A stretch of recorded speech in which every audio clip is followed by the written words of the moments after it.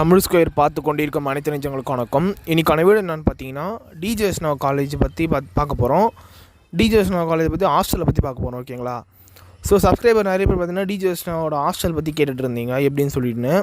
So அதை பற்றி தான் பார்க்க போகிறோம்.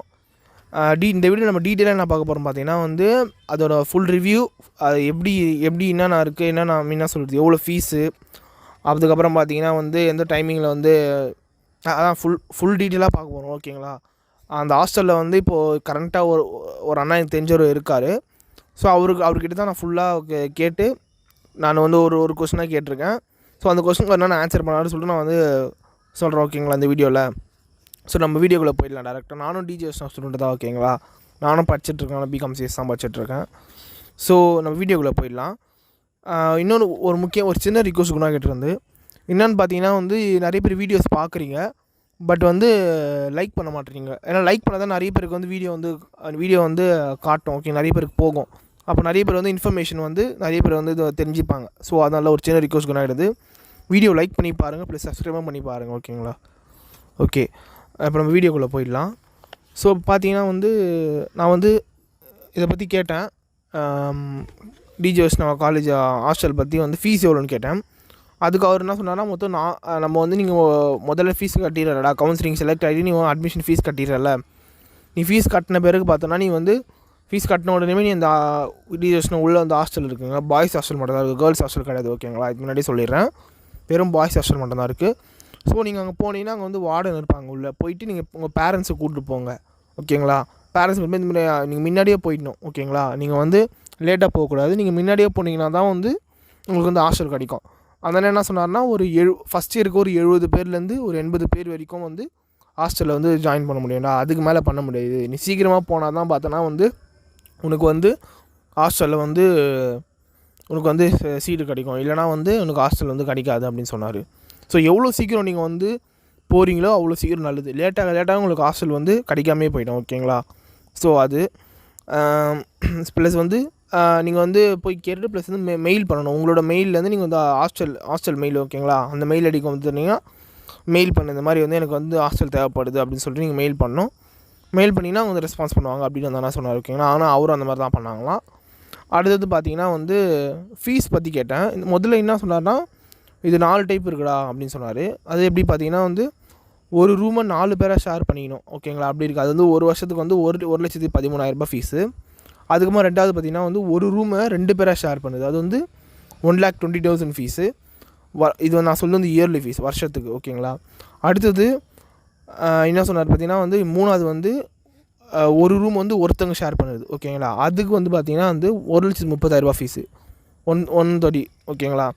ஸோ இது ஃபீஸு. இப்போ தான் கேட்டேன்னா, இந்த ஃபீஸ் நம்ம ஃபுல்லாக உடனே கட்டிடணுமானா, இல்லை நீ ஃபுல்லாகவும் கட்டலாம், இல்லைனா நீ 2 டியூவாகவும் கட்டலாம் அப்படின்னு சொன்னாங்க. அதுவும் எப்படின்னா பார்த்தோன்னா செமஸ்டருக்கு அந்த மாதிரிலாம் இல்லைங்களா. இப்போ எக்ஸாம்பிளுக்கு நீங்கள் ஒரு ஜூன் மந்த்து காலேஜ் போகிறீங்கன்னா, ஜூன் மந்த் பார்த்தீங்கன்னா இப்போது ஒரு 1 lakh, இப்போ நீங்கள் எக்ஸாம்பிள் ஒரு 1,20,000 போகிறீங்கன்னா, அப்போ எவ்வளோ வருது, ஒரு 60,000 வருதுங்களே. ஒரு பாதியாக போய்ட்டு 60,000 60,000 வருதுல்ல. நீங்கள் 60,000 ஜூன் மாதம் கட்டிட்டு ஒரு 2 to 3 மந்த்லேயே இன்னும் ஒரு 60,000 கட்டிட்டோம். 6 month 4 month கேப் ரொம்ப விட மாட்டாங்க. ஒரு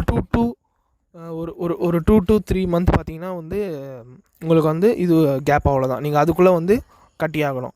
ஓகேங்களா? நெக்ஸ்ட் பார்த்தீங்கன்னா இது சொன்னார். அடுத்தது பார்த்தீங்கன்னா இந்த அதை நான் ஃபுட்டுலாம் எப்படின்னா இருக்கும் அதை பற்றி கேட்டேன்.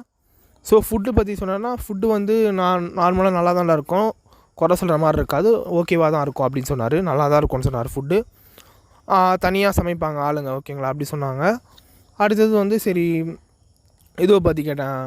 நெக்ஸ்ட் இந்த மாதிரி வீட்டுக்கெலாம் எப்படி நான் போகலாம் வேணாம் அப்படின்னு கேட்டதுக்கு, ஆமாம் வீட்டுக்கு நம்ம வீட்டுக்கு போகிறோன்னா அதான் நீ ஒரு வீக்லி ஒரு ட்வைஸ் அந்த மாதிரி போகலாம், கொஞ்சம் ஒன்றும் சொல்ல மாட்டாங்க.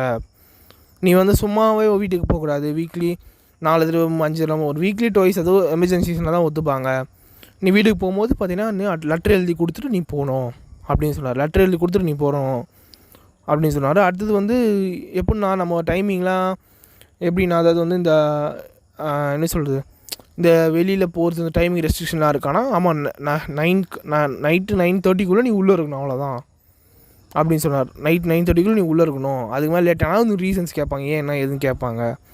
ஸோ அது அடுத்தது பார்த்திங்கன்னா வந்து இந்த டாய்லெட்டு அப்புறம் இந்த ரூம் அரேஞ்ச்மெண்ட்லாம் இந்த ரூம் சுத்தம் பண்ணலாம் இப்போ நான் இருக்கோன்னா வீக்லி வந்து பார்த்திங்கன்னா வந்து டாய்லெட் பொறுத்தவரைக்கும் நல்ல நீட் அண்ட் க்ளீனாக தானே வச்சுட்ருப்பாங்க, எந்த பிரச்சனையுமே இருக்காது, நீட் அண்ட் க்ளீனாக தான் இருக்கும், நல்லா தான் இருக்கும், டாய்லெட் எதுவுமே எதுவும் இருக்காது, பாத்ரூம் ரெஸ்ட் ரூம்ஸ் எதுவும் நல்லா தான் இருக்கும் அப்படின்னு சொன்னார். அடுத்தது ரூம் பார்த்திங்கன்னா வந்து இந்த பெட் அரேஞ்ச்மெண்ட் எல்லாம் நம்மளே தான் பண்ணிக்கணும். இந்த க்ளீன் இந்த பெருக்கிறது இந்த மாதிரிலாம் பார்த்திங்கன்னா வந்து வீக்லி 2-3 வந்து பெருக்கி சுத்தமாக தருவாங்க அப்படின்னு சொன்னாங்க. அடுத்தது பார்த்திங்கன்னா வந்து வேறு என்ன கொஸ்டின் கேட்டேன் பார்த்திங்கன்னா வந்து அதுக்கப்புறம் பார்த்திங்கன்னா வந்து என்ன மொத்தமாக எத்தனை மாடி இருக்கும், எத்தனை ஃப்ளோர், எத்தனை ரூம் இருக்கும்னு சொல்லி கேட்டேன். மொத்தமாக 3 மாடி இருக்குங்களா, ஓகேங்களா. அடுத்தது எத்தனை ரூம் இருக்கும்னு மொத்தமாக கேட்டேன். அதுக்கு வந்து அவர்கிட்ட கேட்டதுக்கு வந்து அவர் வந்து என்ன சொன்னார் பார்த்திங்கன்னா வந்து எனக்கு எக்ஸாக்டாக தெரிலடா அப்படின்னு சொன்னார். இல்லைண்ணா நீங்கள் கொஞ்சம் சொல்லுங்கள், உங்களுக்கு எப்படி தெரியும்ல, ஒரு அப்ராக்சிமேட்டாக சொல்லுங்கண்ணா. அதுக்கு அவர் என்ன சொன்ன மாதிரினா வந்து எப்படியோ ஒரு ஃப்ளோருக்கு ஒரு 20 ரூம் இருக்கும்டா, ஒரு 3 மாடிக்குனா ஒரு 70 ரூமு, ஒரு 72 ரூம் இருக்கும் அப்படின்னு சொன்னார். ஸோ ஒரு 72-73 ரூம் இருக்கும், ஓகேங்களா. ஸோ இது அதுக்கப்புறம் பார்த்திங்கன்னா வந்து இந்த ஃபஸ்ட்டு நான் சொன்னேன் பார்த்திங்களா, இந்த சிங்கிள் அதாவது ஒருத்தங்க யூஸ் பண்ணுற ரூம், அது வந்து மோஸ்ட்லி வந்து நிறைய பேருக்கு தரமாட்டாங்களாம். மேபி நீங்கள் வந்து அதை அப்ளை பண்ணுறீங்கன்னா வந்து உங்களுக்கு வந்து லக் இருந்தால் கிடைக்கும், அதாவது யாருமே எடுக்கலை அப்படின்னா கிடைக்கும்னா அமௌண்ட் அதிகமாக இருக்கல. மோஸ்ட்லி அதுக்கு ரெண்டாவது வந்து மோஸ்ட்லி வந்து இந்த பிஜி போஸ்ட் கிராஜுவேஷன் பண்ணுறவங்க அவங்களுக்கு தான் பார்த்திங்கன்னா இந்த ரூம் இந்த ஃபஸ்ட்டு ஒரு சிங்கிள் ரூம் தருவாங்களாம், ஓகேங்களா. ஃபஸ்ட் இயருக்கும் தருவாங்களாம், பட் வந்து பிஜிக்கு தருவாங்க, ப்ளஸ் வந்து ரூம் வந்து அவைலபிளாக இருந்தால் அவங்களுக்கு தருவாங்க, ஓகேங்களா. ஸோ இதை பற்றி கேட்டுட்டு இருந்தீங்க. ஸோ அதான் டீட்டெயிலாக இந்தமாரி வீடியோ போட்டுடலாம் அப்படின்னு சொல்லிட்டு தான் போட்டேன், கிளியராக டீட்டெயிலாக இந்த வீடியோ, ஓகேங்களா. ஸோ நல்லா இதை ஸ்கிப் பண்ணாமல் பாருங்கள் வீடியோ, நான் முன்னாடியே சொல்லியிருக்கணும், நான் இப்போ சொல்கிறேன். ஸோ இதுதான் டிஜி வைஷ்ணவா ஹாஸ்டல் பற்றி ஃபுல் ரிவ்யூ டீட்டெயில்ஸாக, ஓகேங்களா. ஸோ தேங்க்யூ ஃபார் வாட்சிங் this video. Please subscribe Tamil ஜாலியாக காலேஜ் லைஃப் ஜாப். சேஸ் காய்ஸ்.